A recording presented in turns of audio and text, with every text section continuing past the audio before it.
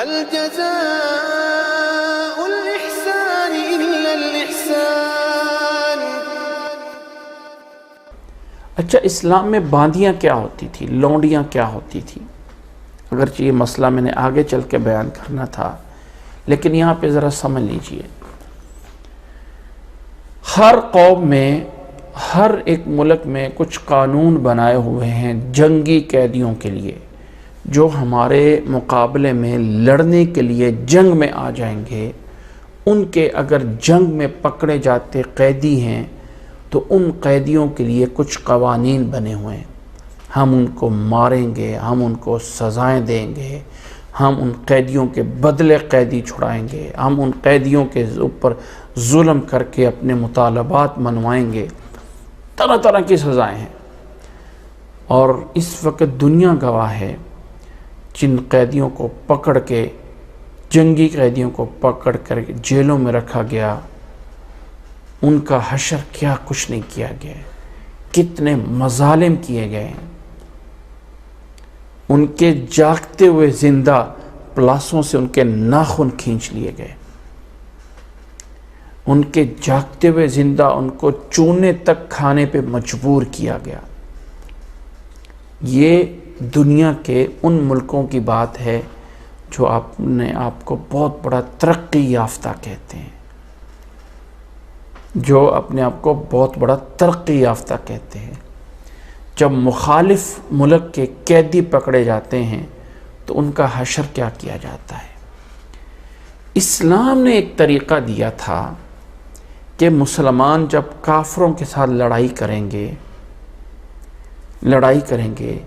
تو اس لڑائی کے اندر مخالفین کی طرف سے جو قیدی بن جائیں گے، جو جنگ میں باقاعدہ لڑنے کے لیے مرد اور عورتیں آئے ہوتے تھے، اس دور میں عورتیں بھی آتی تھی لڑنے کے لیے، مسلمانوں کی طرف سے بھی عورتیں ساتھ جاتی تھیں، لیکن مسلمانوں کی طرف جو عورتیں ہوتی تھیں وہ جاتی تھیں اس لیے کہ جو زخمی ہو جاتے تھے ان کو پانی پلانے کے لیے، ان کو مرہم پٹی کرنے کے لیے عورتیں جو ہے وہ جایا کرتی تھیں جنگ کے اندر۔ کافروں کی طرف سے جو جنگیں ہوتی تھیں ان میں باقاعدہ فوجیوں کے اندر، فوجی مہمات پہ، فوجیوں کے کاموں پہ عورتیں ساتھ آتی تھیں۔ اب اسلام نے یہ کہا کہ جب کہیں پہ جہاد اور قتال کافروں کے ساتھ ہو جائے اور ان کے قیدی تمہارے قید میں آ جائیں، اب تم ان کو کمروں میں بند کر کے، جیل بنا کے، وہاں ان کو کھانا دو، وہاں ان کو پانی دو، اس کی بجائے وہ تمہارے خادم بن جائیں گے۔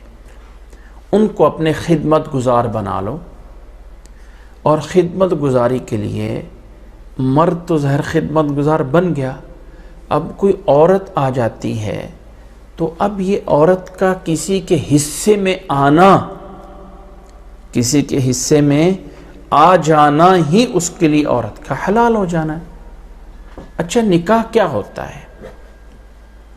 یہ عورت تمہارے لیے اتنے حق مہر میں دی جاتی ہے، قبول ہے جی قبول ہے، بات ختم، یہ حق میں یہ نکاح ہوتا ہے بس۔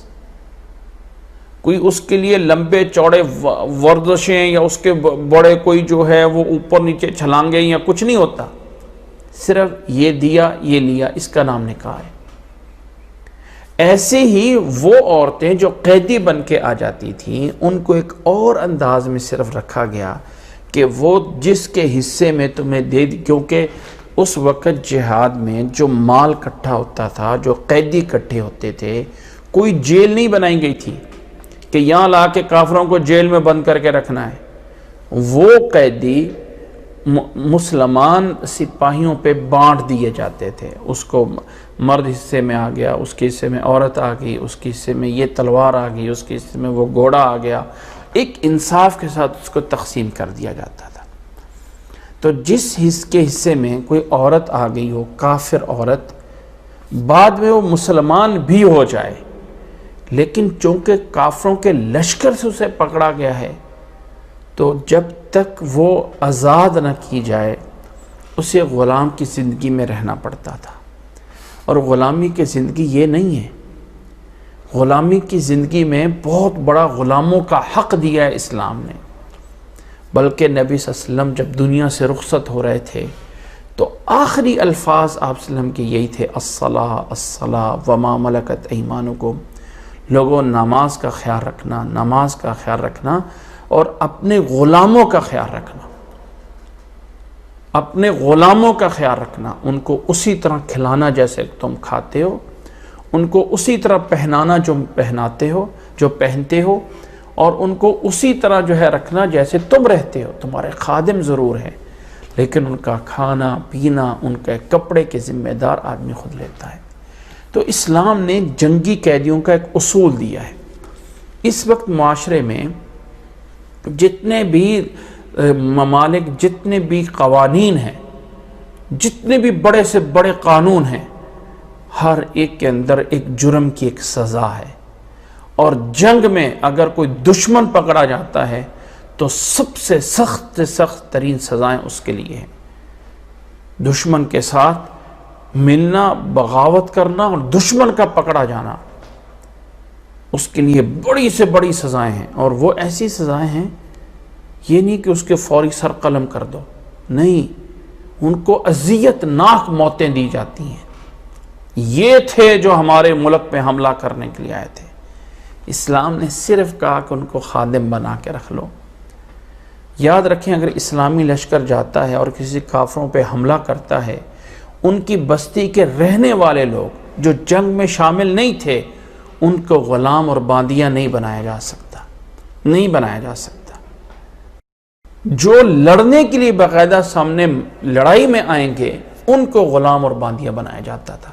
یہ نہیں تھا کہ لوٹ مار کی جاتی اور عورتوں کو پکڑ کے لایا جاتا اور بازاروں میں لا کے فروخت کر دیا جاتا، وہ اسلام آنے سے پہلے تھا۔ لیکن جب اسلام آیا تو یہ لوٹ مار کے مردوں کو یا عورتوں کو پکڑ کے لا کے بیچنا یہ ناجائز ہو گیا۔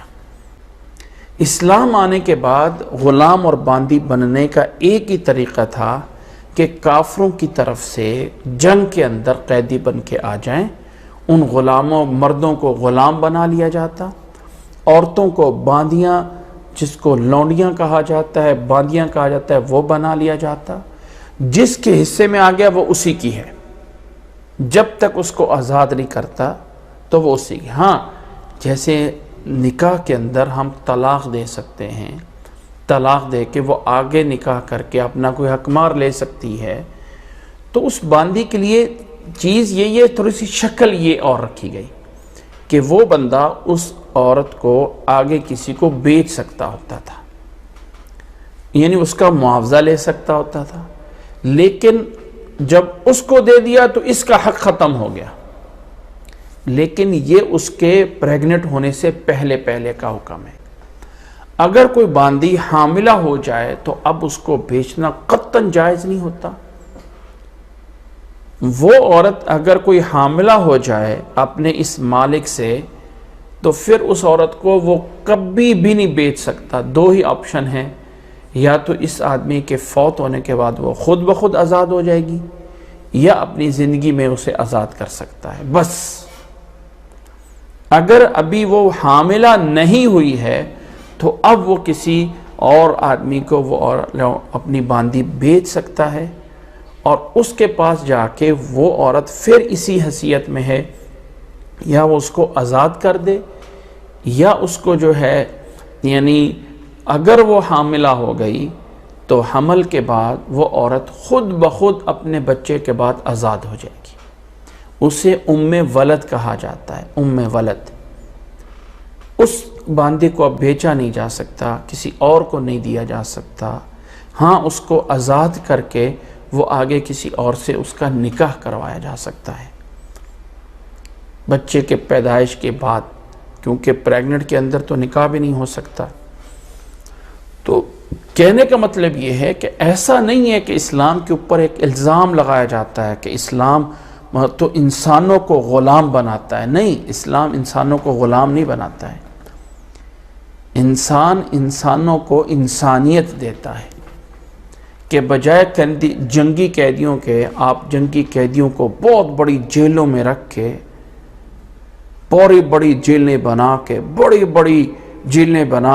بڑے بڑے پروجیکٹ بنا کے ان کو وہاں جا کے رکھو، اس کی بجائے ان کو اپنے خادم بناؤ، اور وہ اس دور کے غلام اور باندیاں بھی امانت داری سے کرتے تھے کام، امانت داری سے، جس کا غلام ہو گیا وہ اسی کے پاس ہی رہتا تھا، جس کا جو ہے وہ باندی ہوتی تھی وہ اسی کے پاس ہی رہتی ہوتی تھی۔ بہرحال یہ حیثیت تھی اس دور میں غلام اور باندیوں کی۔ کسی کو پکڑ کے لے کے آ کے لوٹ مار کر کے بیچ دینا یہ اسلام سے پہلے تو تھا، لیکن اسلام کے بعد اس کو ناجائز قرار دے دیا گیا۔ آج بھی اگر مسلمانوں کی اور کافروں کی کوئی جہاد جنگ ہوتے ہیں تو اس میں غلام اور باندیاں بنائی جا سکتی ہیں، لیکن اگر نہیں ہے تو کسی کو پکڑ کے آ کے غلام اور باندیاں بنا لینا ایسا ممکن نہیں ہے۔ تو بہرحال اللہ تعالیٰ نے اس آیت میں بتایا کہ اگر تم انصاف نہیں کر سکتے ہو تو ایک عورت سے نکاح کر لو، او ما ملکت ایمانکم، یا تم جو ہے ایک دائیں ہاتھ جس کے تمہارے مالک بنتے ہوتے ہیں، یہ بتایا جاتا ہے کہ وہ جو ہے تمہاری غلام باندیاں وہ جو ہے وہ لے لو۔ ذالک ادنی اللہ تعولوا، یہ زیادہ بہتر ہے اس سے کہ تم کسی ایک سائڈ پہ جھک جاؤ اور بے انصافی کرو، اس سے بہتر ہے کہ تم پھر یہ کر لو۔ یہ تھا اللہ تعالیٰ نے اس آیت میں حکم دیا۔